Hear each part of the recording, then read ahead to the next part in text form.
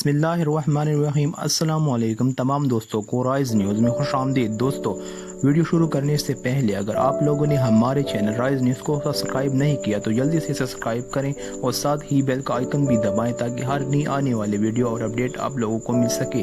तो चलो दोस्तों, वीडियो को शुरू करते हैं। वज़ीर आज़म इमरान खान और ईरानी सदर हसन रूहानी के दरमियान टेलीफोनिक राबिता हुआ है, जिस दौरान ईरानी सदर ने कहा है कि आईनी मफादात का हसूल और पुरअमन ज़िंदगी कश्मीरियों का हक है। पाकिस्तान और भारत तहम्मुल का मुजाहरा करें। तफसीलात के मुताबिक टेलीफोनिक राबिते के दौरान वज़ीर आज़म इमरान खान ने मकबूजा कश्मीर से मुतल्लिक़ भारत के गैर आईनी इक़दाम से मुतल्लिक़ ईरानी सदर को आगाह किया है।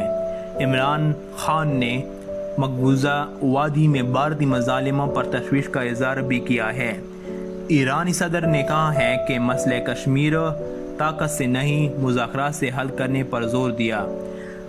हसन रूहानी ने ईद उल अज़हा के मौका पर पाकिस्तान अवाम को मुबारकबाद का पैगाम भी दिया।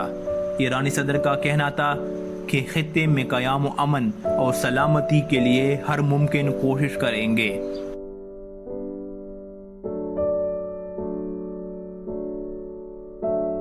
दोस्तों, इस वीडियो को लाइक और शेयर करें और मज़ीद अपडेट्स के लिए राइज न्यूज़ को सब्सक्राइब करें। शुक्रिया।